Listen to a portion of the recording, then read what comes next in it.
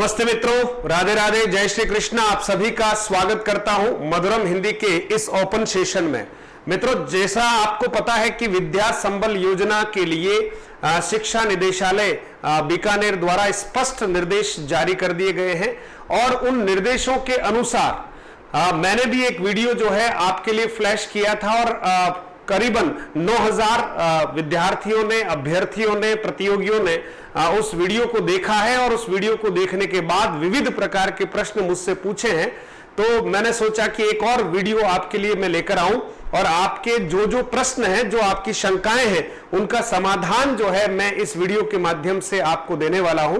तो मेरा आप सबसे आग्रह है कि ये एक पुनीत कार्य है ना। बेरोजगार व्यक्ति तक अगर आप ये सूचनाएं बहुत अच्छे से पहुंचा देते हैं तो उसका बहुत सारा भटकने का जो समय है वो बच जाएगा और उसको सही जानकारी जो मिल जाए, इसी उद्देश्य से ये वीडियो जो है मैं शूट कर रहा हूं। और इस वीडियो को अंत तक जरूर देखिएगा ताकि आपके वो प्रश्न जो कहीं न कहीं मन में घूम रहे हैं कि क्या करना है, कैसे करना है, उन सब पर मैं संक्षिप्त रूप में आपको कुछ जानकारी देना चाहता हूं मित्रों। तो आइए शुरुआत करते हैं। हमारे बहुत सारे विद्यार्थियों ने, अभ्यर्थियों ने प्रश्न पूछे हैं, उन प्रश्नों के उत्तर कोशिश करते हैं एक एक करके आप तक पहुंचाएं। देखिए मित्रों, बहुत सारे बच्चे पूछ रहे हैं कि क्या क्या स्थितियां बन सकती है। सबसे पहले तो मैं आपसे एक आग्रह कर देना चाहता हूं कि आप पूरी विज्ञप्ति को पढ़ें जो 17 तारीख को जो है हमारे बहुत सारे ग्रुप्स में शेयर की गई है। शिक्षा विभाग निदेशक महोदय द्वारा यह विज्ञप्ति जारी की गई है और उस विज्ञप्ति का अक्षरशः अगर आप अध्ययन करते हैं तो बहुत सारे प्रश्नों के उत्तर आपको स्वतः मिल जाने वाले हैं। तो मेरा आपसे आग्रह है कि हमारा टेलीग्राम चैनल है मधुरम हिंदी के नाम से, उसमें वो पूरी पीडीएफ हमने पहले भी शेयर की है, इस वीडियो के बाद भी हम उसको शेयर करेंगे। तो आप उसको अक्षरशः पढ़ लें तो आपके बहुत सारे प्रश्नों के उत्तर आपको मिल जाएंगे। पहला हमारे प्रश्न है, कुछ मित्र पूछ रहे हैं जबकि ये स्पष्ट कर दिया गया कि सर क्या यह भर्ती जो है वो स्थायी है। मित्रों नहीं, यह भर्ती पूर्णतः अस्थायी है, इसलिए कोई इस भ्रांति में नहीं रहे कि सरकार इसके द्वारा चयनित जो भी हमारे अभ्यर्थी हैं उनको कहीं भविष्य में परमानेंट करेगी, क्योंकि विज्ञप्ति में यह बात बिल्कुल स्पष्ट रूप से लिखी गई है कि यह भर्ती पूर्णतः क्या है, अस्थायी है। इसलिए आप इस बात को दिमाग से निकाल दें, यह भर्ती अस्थायी है और यह भर्ती सत्र 2022-23 के लिए है। इसका मतलब मान के चलेगा कि यह भर्ती आपके 31 मार्च 2023 तक ही है ना फिलहाल मान्य है, क्योंकि तब तक लगभग सेशन हमारा पूरा हो जाएगा। शैक्षणिक सत्र सरकार चाहेगी तो उसको और आगे बढ़ाएगी, वो उस समय की बात है। यानी नवंबर से नियुक्ति मिलने का काम शुरू हो जाएगा। तो मोटा मोटी आप देखेंगे कि हमारे पास नवंबर में नियुक्ति का जो कैलेंडर है उसके ठीक बाद लगभग नवंबर आप 5-10 दिन आप जाएंगे विद्यालय, उसके बाद दिसंबर, जनवरी, फरवरी और मार्च, है ना, मोटा मोटी 4.5 महीने के लिए आपको एक नियुक्ति सरकार दे रही है। और इस नियुक्ति का उद्देश्य है कि इस समय हमारे विद्यालयों में जो भी अध्यापकों के पद रिक्त हैं, बच्चों का शैक्षणिक कार्य जो है कहीं न कहीं बाधित हो रहा है, उस कार्य को बहुत अच्छे से संयोजित करने के लिए राजस्थान सरकार और मुख्यमंत्री अशोक जी गहलोत के द्वारा ये जो पूरी एक योजना शिक्षा मंत्री महोदय के नेतृत्व में लॉन्च की गई है।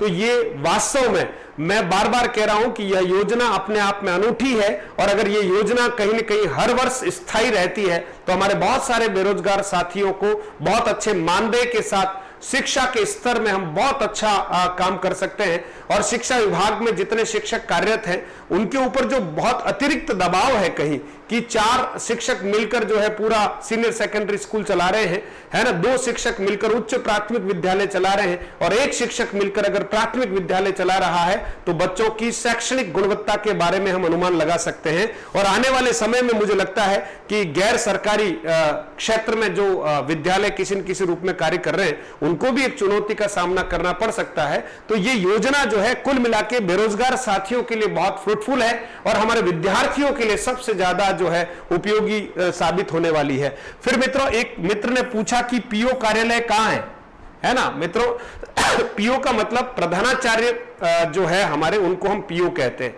है ना। एक ग्राम पंचायत स्तर पर जो विद्यालय है सीनियर सेकेंडरी, ध्यान रखना, ग्राम पंचायत स्तर पर जो सीनियर सेकेंडरी विद्यालय है वही पीओ, वहीं पर आपका पीओ कार्यालय है।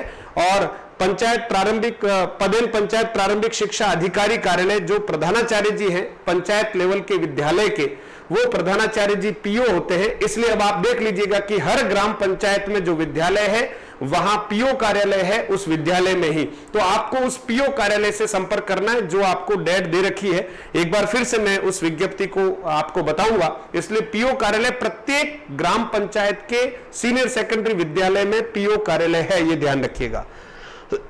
वेबसाइट क्या है बता दीजिए। अभी मैं विज्ञप्ति पर चर्चा करूंगा, तब आपको वेबसाइट बताऊंगा, वहां पर भी आप रिक्तियां देख सकते हैं। फिर मित्रों, क्या इसमें भाई भतीजावाद चलेगा? कुछ बच्चों का ये प्रश्न भी था कि सर ये सब लिपापोती हो जाएगी, है ना, इसमें लोग जो हैं सेटिंग से लग जाएंगे, या फिर राजनेता या दूसरे प्रभावशाली लोग जो हैं अपनी बातें चलाएंगे। मित्रों, सरकार ने बहुत पारदर्शी रूप से जो विज्ञप्ति प्रकाशित की है, मुझे नहीं लगता कि इसमें इस तरह की कोई गुंजाइश होगी, क्योंकि वरीयता जो है वो प्रतिशत के आधार पर है और आपके पास आरटीआई एक हथियार होता है। इसलिए कोई भी इस तरह की लिपापोती नहीं कर सकता, और अगर वो करे तो परिवेदना के लिए भी एक समिति बनाई है जिला स्तर पर। तो आप सोचिए, अगर आपका चयन हो रहा है तो आपको कोई नहीं रोक सकता, बस बशर्ते आप प्रतिशत अंक में आप वहां पर ठीक बैठने चाहिए। मान लीजिए एक विद्यालय में 10 आवेदन आए हैं एक पद के लिए, और आपके प्रतिशत जो क्राइटेरिया में है वो सबसे ज्यादा है, तो फिर आपका ही चयन होने वाला है। आप किसी बड़े व्यक्ति के रिश्तेदार हैं या किसी नेताजी के रिश्तेदार हैं, इससे कोई फर्क पड़ने वाला नहीं है। इसलिए मित्रों, यहां पहले क्या हुआ इसके बारे में चर्चा नहीं कर रहा, लेकिन इस विज्ञप्ति में बहुत स्पष्ट है, इसलिए इस बात को तो दिमाग से आप निकाल दे तो अच्छा है। रीट पात्रता नहीं होने पर भी क्या फॉर्म भर सकते हैं, कुछ बच्चे पूछ रहे हैं। मित्रों, रीट पात्रता नहीं होगी तो लेवल 1 और 2 के लिए आप आवेदन नहीं कर सकते, बहुत स्पष्ट लिखा हुआ है। हाँ, लेकिन जो सेवानिवृत्त शिक्षक हैं और वो रीट लेवल वो लेवल 1 और लेवल 2 की योग्यता रखते हैं, तो वो जरूर जो है मित्रों आवेदन करेंगे, क्योंकि सरकार ने पहले कह दिया, क्योंकि वो सेवानिवृत्त है, उस समय रीट की कोई बात ही नहीं थी, तो उनको तो जरूर यहां पर मौका मिलने वाला है, तो वो जरूर। लेकिन जो नए विद्यार्थी हैं, अभ्यर्थी हैं, उनके लिए तो रीट जो है वो बहुत आवश्यक होने वाली है। तो रीट पात्रता परीक्षा का होना आवश्यक है। आप रीट अगर पात्रता परीक्षा में उत्तीर्ण है तो ही आप लेवल 1 और 2 के लिए आवेदन कर सकते हैं, यह बहुत क्लियर है। फिर मित्रों, एक प्रश्न इसके साथ था कि क्या सेवानिवृत्त शिक्षकों को प्राथमिकता दी जाएगी। एक प्रश्न ये आ रहा है कि मान लीजिए एक विद्यालय में लेवल 1 के लिए सेवानिवृत्त शिक्षक ने आवेदन कर दिया, और लेवल 1 के लिए एक बेरोजगार अभ्यर्थी जो है, रीट उत्तीर्ण अभ्यर्थी है, उसने भी आवेदन कर दिया, तो अब वहां पर वरीयता की जो स्थिति है वो कैसे डिसाइड होने वाली है। वहां वरीयता के लिए अभी मुझे लगता है कि यहां पर सरकार को अभी एक बात और करनी है। यहां पर सरकार को एक बात शायद और क्लियर करनी पड़ेगी निदेशालय को। मुझे लगता है कुछ समय में इसके बारे में भी बहुत स्पष्ट हो जाएगा कि सेवानिवृत्त शिक्षक और जो बेरोजगार हमारे अभ्यर्थी है उनमें से किसको वरीयता दी जाएगी, क्योंकि विज्ञप्ति में कहीं पर भी ये स्पष्ट नहीं किया गया है कि सेवानिवृत्त शिक्षकों को ही प्राथमिकता दी जाएगी। तो ये एक पेच यहां पर जरूर है। मुझे लगता है कि जैसे ही प्रक्रिया प्रारंभ होगी इसके बारे में कोई न कोई निर्णय हमारे सामने आएगा, और जैसे ही कोई आता है तो मैं अपडेट जरूर आप तक पहुंचाऊंगा। मित्रों, रीट पात्रता किन पोस्ट के लिए आवश्यक है अभी बताया मित्रों। लेवल 1 और लेवल 2 के लिए अगर आप फॉर्म भरेंगे, है ना, लेवल 1 और लेवल 2 का मतलब होता है प्राथमिक शिक्षक और उच्च प्राथमिक स्तर की कक्षाओं को पढ़ाने वाले शिक्षक के लिए आपको रीट की पात्रता चाहिए, और इसके अलावा और कहीं आवश्यकता नहीं है। फर्स्ट ग्रेड और सेकंड ग्रेड के लिए क्या योग्यता होनी चाहिए मित्रों? फर्स्ट ग्रेड के लिए संबंधित विषय में एमए होना चाहिए और न्यूनतम उत्तीर्णांक 48% होने चाहिए, है ना। 48% कम से कम आपके हो उस विषय में। जैसे आप हिंदी व्याख्याता के लिए आवेदन करना चाहते हैं तो हिंदी में आपके एमए फाइनल जो भी एग्रीगेट आपके मार्क्स हो रहे हैं वो 48% से अप होने चाहिए, या 48 या 48 से अप होने चाहिए।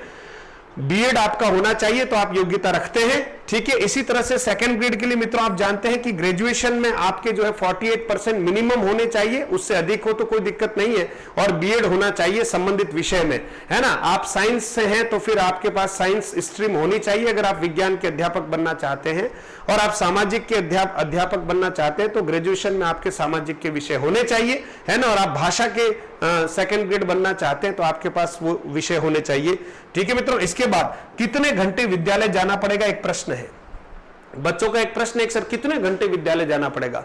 मित्रों, यह कालांश पर आधारित व्यवस्था है सरकार की ओर से, ठीक है। और इसमें यह कहा गया है कि लेवल 1 हो या लेवल 2, उनके लिए 21,000 रुपए अधिकतम है ना, 21,000 रुपए अधिकतम, और पर आर यानी पर कालांश उनको कितना मिलना है, 300 रुपए। अब आप देखिए कि मान लीजिए विद्यालय एक महीने में वर्किंग डेज की स्थिति बनाते हैं हम, तो मुश्किल से मित्रों 22-23 दिनों के आसपास वर्किंग डेज बनते हैं। अब जब 23 वर्किंग डेज बनेंगे तो 23 वर्किंग डेज में वहां जो रिक्तियां हैं उसके अनुसार कितनी कक्षाएं हैं, उसमें आपको कितने घंटे कालांश दिए जाएंगे, ये विद्यालय प्रबंधन पर निर्भर करेगा। आपको 4 घंटे अगर काम दिया गया मित्रों, तो आप देखिएगा कि आप अधिकतम 21,000 को क्रॉस नहीं कर पाएंगे। तो मुझे यह लगता है कि 21,000 तो आपको जरूर मिलने ही मिलने वाले हैं। कोई भी विद्यालय होता है उसमें आपकी आवश्यकता है, तभी तो आपकी नियुक्ति की जा रही है। तो आपको पढ़ाने के जो घंटे हैं प्रतिदिन, मान के चलिएगा कि अगर आपको 3 घंटे मान लीजिए आपको प्रतिदिन दिए जाते हैं, तो 30 दिन के 90 घंटे होते हैं। और उस 90 घंटों की जब हम बात करते हैं मित्रों, तो 9 27, तो 27,000 हो जाएंगे। तो आपको 27,000 तो मिलेंगे नहीं, तो और घंटे कम कर दिए जाएंगे, यानी अधिकतम 21,000 रुपए। इसका मतलब 70 घंटे अधिकतम होते हैं, सांतरिया 21, 70 घंटे अधिकतम, यानी एक महीने में जितने वर्किंग डेज होंगे उसमें अधिकतम आपको 70 घंटे का काम दिया जा सकता है। 70 घंटे से कम भी आपको काम दिया जा सकता है, लेकिन मेरा यह मानना है प्रत्येक विद्यालय में आपको 70 घंटे काम तो मिल ही जाएगा। फिर मित्रों इससे आगे की तरफ बढ़ेंगे हम। देखिए अगला प्रश्न जो है कि क्या विद्यालय प्रबंधन हमारे हिसाब से समय तय करेगा। बहुत सारे बच्चे जो है इस प्रश्न को पूछ रहे हैं।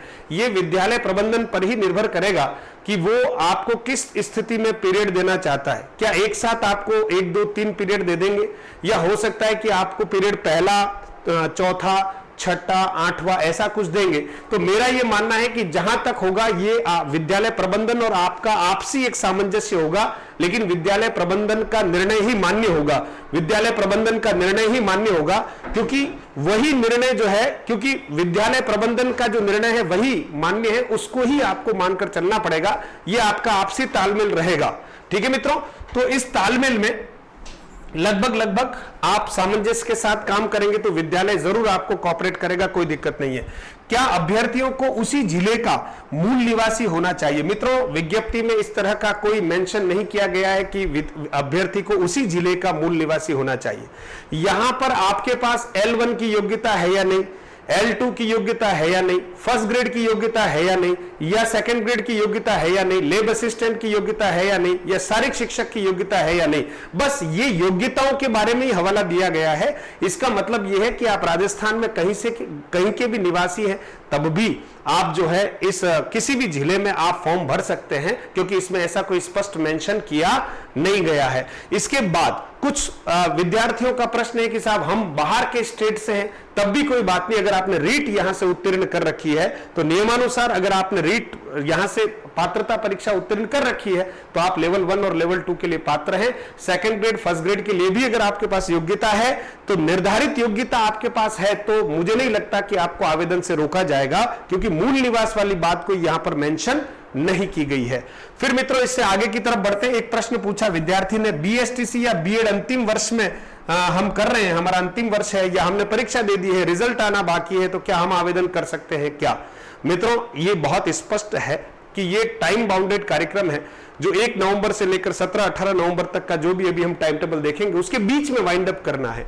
अगर उसके बीच तक आपके पास वांछित योग्यता है तो आप फॉर्म भर सकते हैं, क्योंकि वहां डॉक्यूमेंट वेरिफिकेशन है बकायदा, है ना। ओरिजिनल डॉक्यूमेंट के आधार पर ही आपको फाइनल जो है सेलेक्ट किया जाएगा। इसलिए अगर आपके पास आपने दे रखा है, परीक्षा का रिजल्ट नहीं आया, तो स्वाभाविक है आप फॉर्म नहीं भर सकते। ठीक है, आप अंतिम वर्ष में हैं, आप फॉर्म नहीं भर सकते। तो ये बात बहुत स्पष्ट है, इसलिए यहां कंफ्यूज होने की आवश्यकता नहीं है मित्रों। फिर देखिए अगला प्रश्न, छोटे छोटे प्रश्नों को मैंने प्रयास किया है कि इकट्ठे करूं, है ना। शपथ पत्र ओरिजिनल देना पड़ेगा क्या। मित्रों उसमें बिल्कुल दे रखा है कि शपथ पत्र ओरिजिनल देना पड़ेगा। ये शपथ पत्र जो है मित्रों यहां ज्यादा स्पष्ट नहीं किया गया, लेकिन जब भी बात आती है शपथ पत्र की, तो मिनिमम 50 रुपए के स्टाम्प पेपर पर हम एक शपथ पत्र तैयार करते हैं, जो एक कानूनी दस्तावेज है, जिसका प्रारूप जो है पीडीएफ में दे रखा है, वो आपको आगे मैं बताने वाला हूं।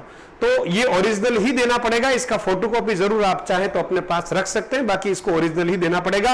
अगर हम 1 से अधिक पदों के लिए आवेदन कर रहे हैं, 1 से अधिक विद्यालयों के लिए आवेदन कर रहे हैं मित्रों, तो मुझे लगता है आपको शपथ पत्र भी उतनी ही संख्या में देने पड़ेंगे।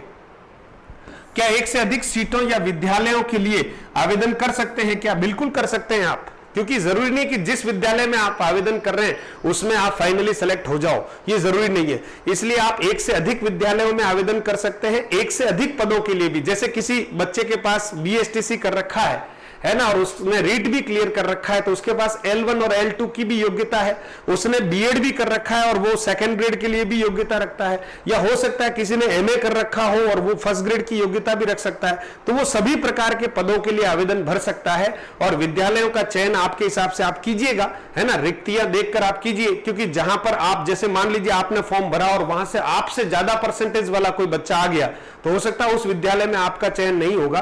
तो हमें ऐसी स्थिति को देखते हुए 3, 4, 5 विद्यालयों में आवेदन करना चाहिए, ताकि किसी भी विद्यालय में अगर हम एडजस्ट हो पा रहे हैं तो अच्छा है, ये आप कर सकते हैं।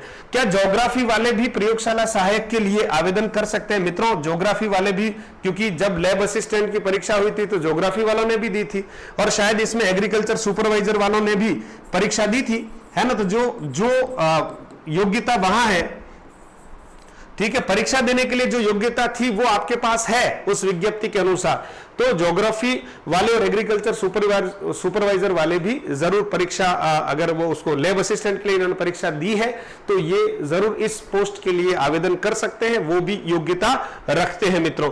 तो ये मोटा मोटी प्रश्न आपके सामने रखे। अब कुछ बच्चों के प्रश्न ये कि सर मैं सेकंड ग्रेड की, फर्स्ट ग्रेड की और थर्ड ग्रेड की तैयारी कर रहा हूं, तो क्या मुझे इस वैकेंसी में कुछ करना चाहिए क्या? मित्रों देखिए, स्थायी काम करने के लिए आपको अपना पूरा एनर्जी आपको एक जगह लगानी चाहिए। इधर परीक्षा की डेट तय है, फर्स्ट ग्रेड संस्कृत शिक्षा विभाग की 15 नवंबर से है, 15 दिसंबर के आसपास से आप मान के चलिए सेकंड ग्रेड की परीक्षाएं आपके सामने आने वाली है, और फिर फरवरी में आपके सामने जो है रीट की परीक्षा है, मुख्य परीक्षा थर्ड ग्रेड वाली। तो मित्रों, जब परीक्षाएं तिथियां तय है और आप उस मुख्य मिशन के लिए काम कर रहे हैं, ये टेम्परेरी जॉब है, इसलिए मेरा एक निजी सलाह है कि आप उस जॉब के लिए जहां स्थायी रूप से विद्यालय में आने का प्रयास कर रहे हैं, तो आपका फोकस उधर स्थायी रूप से होना चाहिए, है ना। लेकिन बाकी लोगों को लगता है कि नहीं, मेरे पास में ही है, मैं 2 घंटे यहां काम कर लूंगा और उसके बाद मैं अपनी पढ़ाई जारी कर सकता हूं, क्योंकि मैं विद्यालय के पास ही यानी उस गांव में ही रहता हूं, तो वो विद्यार्थी जरूर जो है आवेदन करें, ताकि 2 घंटे 3 घंटे जैसा भी आप विद्यालय प्रबंधन से बात करके रखेंगे, तो वो 3 घंटे आप गए, पढ़ा कर आ गए और बाद में अपना अध्ययन जारी रखें। तो ये निर्णय आपके ऊपर है कि आप तैयारी करते हुए इस काम को करना चाहते हैं या नहीं, है ना, ये आप स्वयं चिंतन करेंगे। मित्रों, बहुत जल्दी मैं आपको विज्ञप्ति के बारे में फिर से ब्रीफ करूंगा कि पद और उसकी योग्यता क्या है। मित्रों, तो जो नियम है, उन नियमों के अनुसार जो योग्यता है वो योग्यता यहां पर वर्णित कर रखी है ना। तो उस योग्यता के अनुसार ही हम आवेदन कर पाएंगे। तो वो बता दिया 48% हमारे पास मिनिमम होने चाहिए, इससे कम प्रतिशत जो है वो योग्यता नहीं रखते हैं।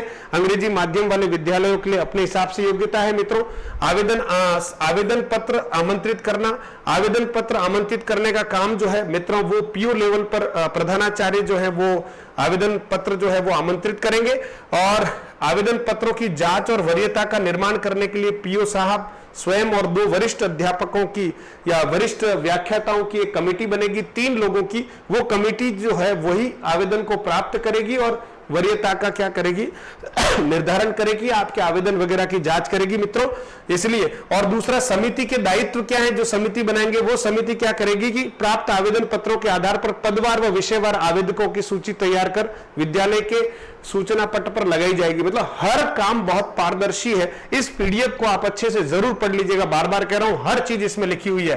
पीओ के दायित्व क्या है ना, और सर्वोच्च वरीयता वाले अभ्यर्थी का नाम विद्या संबल योजना के तहत गेस्ट फैकल्टी के रूप में लगाए जाने हेतु उक्त समिति अपनी अनुशंसा पीओ को करेगी, और पीओ जो है उनके लिए एक प्रकार से ऑर्डर जारी करेंगे। मित्रों, यहां पर बहुत स्पष्ट है कि न्यूनतम शैक्षिक योग्यता के प्राप्तांकों के 75%, है ना, वांछित न्यूनतम प्रशैक्षिक योग्यता के 25%, यानी 10वीं 12वीं और ग्रेजुएशन और पोस्ट ग्रेजुएशन जो जहां जहां चाहिए उसके अनुसार 75% उन मार्क्स के आधार पर आपके काउंट किए जाएंगे।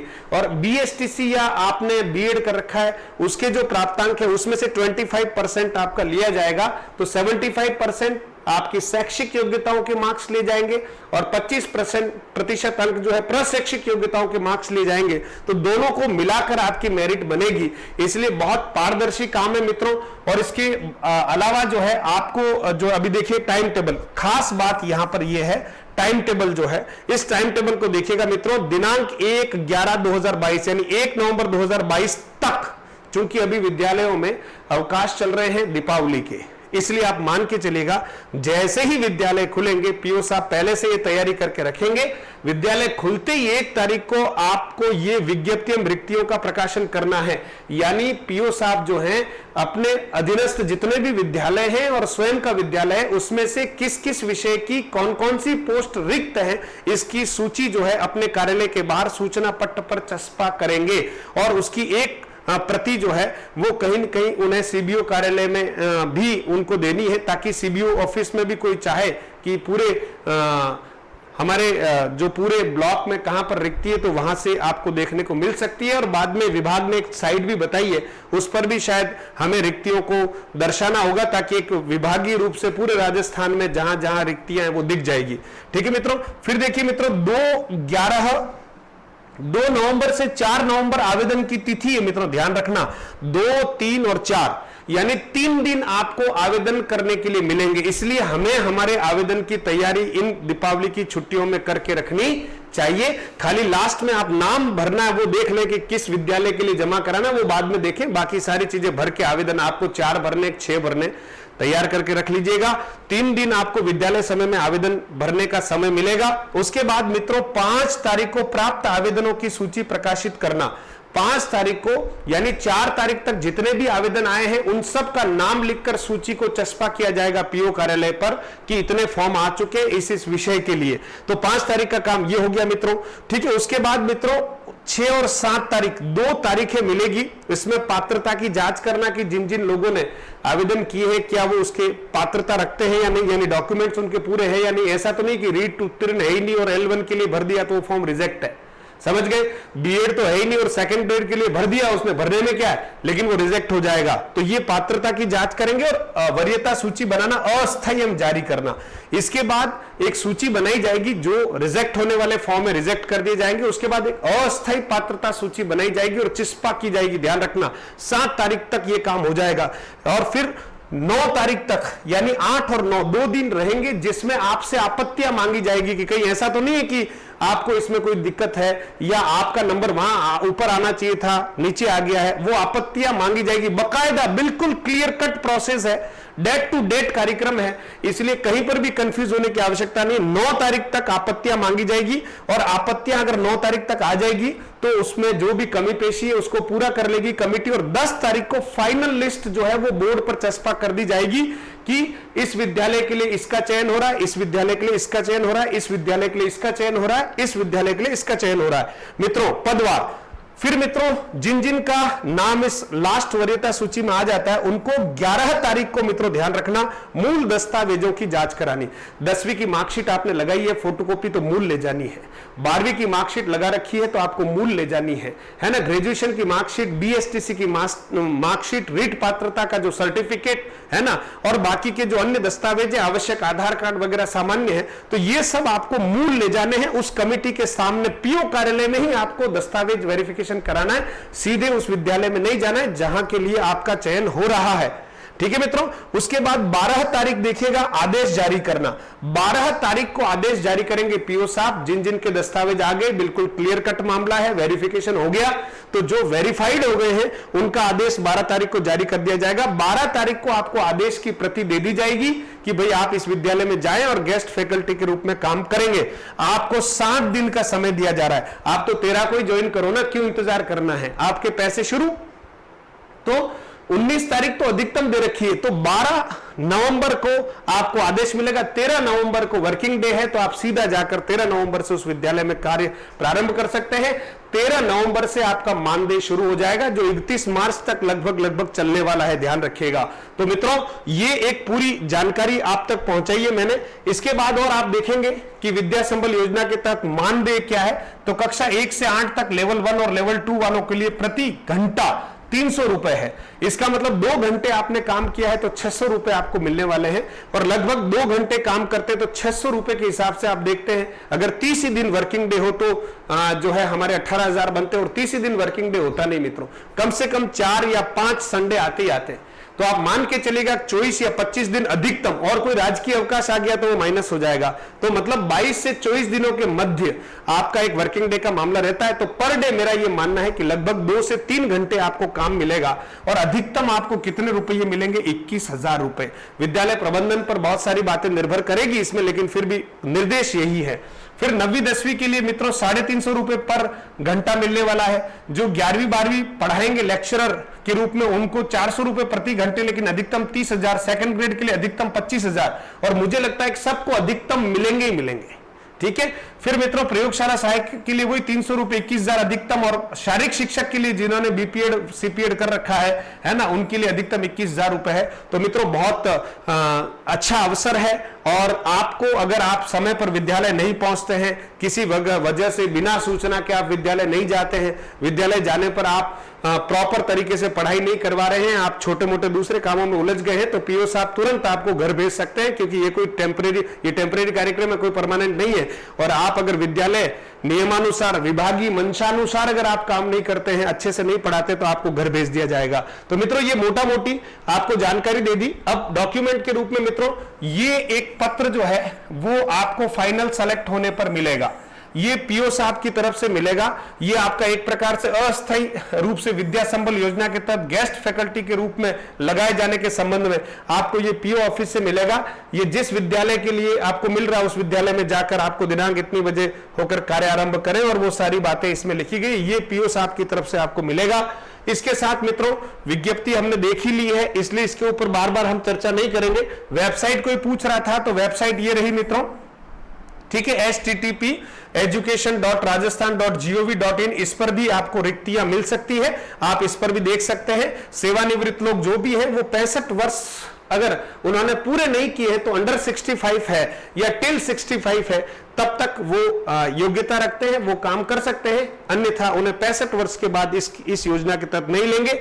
अगर आप किसी भी बात से अगर खफा है और आपको लगता है कि आपके साथ कोई चीटिंग हुई है या किसी प्रकार कहीं पर कोई आचरण या भ्रष्टाचार हो रहा है, तो आप परिवेदना दे सकते हैं। परिवेदना में मित्रों मुख्य जिला शिक्षा अधिकारी हमारे अध्यक्ष होंगे उस समिति के, जिला शिक्षा अधिकारी मुख्यालय माध्यमिक सदस्य होंगे, जिला शिक्षा अधिकारी मुख्यालय प्रारंभिक सदस्य होंगे, और जिस ब्लॉक से संबंधित अगर कोई ये परिवेदना आती है तो उस ब्लॉक के मुख्य ब्लॉक शिक्षा अधिकारी जो है वो भी इसके सदस्य होते हैं। तो आपको अगर कहीं कोई शिकायत वाली स्थिति होती है तो सरकार ने उसकी व्यवस्था भी कर ली कि आपकी बात, आपका चयन हो रहा था और किसी ने आपका चयन किया ही नहीं, भाई भतीजावाद कर दिया, वहां पर आप सीधा जाकर इस समिति को अपना आवेदन प्रस्तुत कर सकते हैं। ये तुरंत 12 तारीख के बाद आपको काम शुरू कर देना है, या जैसे ही आपको लगेगा फाइनल आ गई, 10-11 तारीख को जो भी हमारी डेट थी उसमें फाइनल लिस्ट आ गई और आपका नाम नहीं है जबकि आपका होना चाहिए, आप तुरंत आकर संबंधित जिले में जाकर मुख्य जिला शिक्षा अधिकारी को आप अपनी परिवेदना दे सकते हैं। मुख्य जिला शिक्षा अधिकारी को CDEO कहते हैं मित्रों, है ना, चीफ डिस्ट्रिक्ट एजुकेशन ऑफिसर। ठीक है मित्रों, यहां तक क्लियर हो गया। उसके बाद मित्रों आप देखिए ये सारी चीजें पहले क्लियर है हमारी, और आपको डॉक्यूमेंट्स जो है 10वीं 12वीं ग्रेजुएशन, ठीक है, पोस्ट ग्रेजुएशन जिस पद के अनुसार 10वीं 12वीं लगभग सबको लगाना ही है ना, और ग्रेजुएशन का लगाना ही लगाना है। आपने अगर L2 के लिए भर रहे हैं तब भी ग्रेजुएशन के लिए आपके पास चाहिए, बीएड का लगाना ही लगाना है, BSTC का लगाना ही लगाना है, और आपका जो रीट का पात्रता सर्टिफिकेट है वो लगा ही देना। सुविधा के लिए एक आधार कार्ड आप उसके साथ लगा देते तो अच्छा है। ठीक है मित्रों, ये आपके आवेदन का प्रारूप है। बिल्कुल इसमें 2 चरित्र प्रमाण पत्र की भी आवश्यकता आपको रहने वाली है, और मूल निवास प्रमाण पत्र यहां पर मांगा गया है। ठीक है, मूल निवास प्रमाण पत्र यहां पर मांगा गया है, लेकिन आप सोचिए यहां मूल निवास प्रमाण पत्र का मतलब ये नहीं कि उस जिले का नहीं होगा तो उसको नहीं लेंगे, ऐसा इसमें है नहीं। लेकिन हो सकता है कि ये और थोड़ा स्पष्ट हो जाए कि आवेदन ज्यादा हो।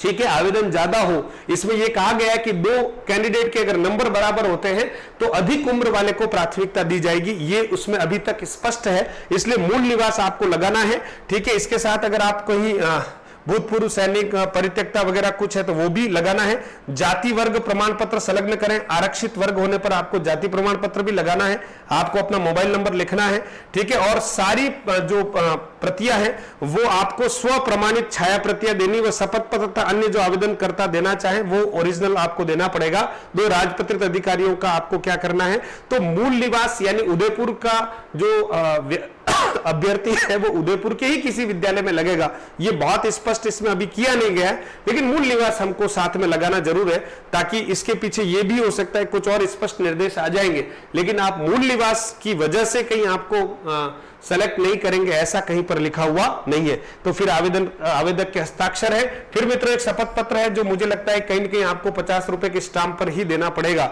है ना, नोटरी युक्त देना पड़ेगा, तभी शपथ पत्र का अर्थ है, ठीक है मित्रों। तो इसमें हालांकि इसमें कहीं पर ये तो नहीं है, सीधा सीधा शपथ ग्रहीता ही लिखा हुआ है, तो इसके बारे में और कोई स्पष्टता होगी तो मैं आपसे शेयर करूंगा, क्योंकि यहां पर कोई नोटरी या इस तरह का कुछ लिखा हुआ नहीं। हो सकता है कि यही प्रारूप सादे कागज पर भी आपको जो है देना होता है और आपको कहीं कुछ पैसा लगाने की आवश्यकता नहीं है मित्रों।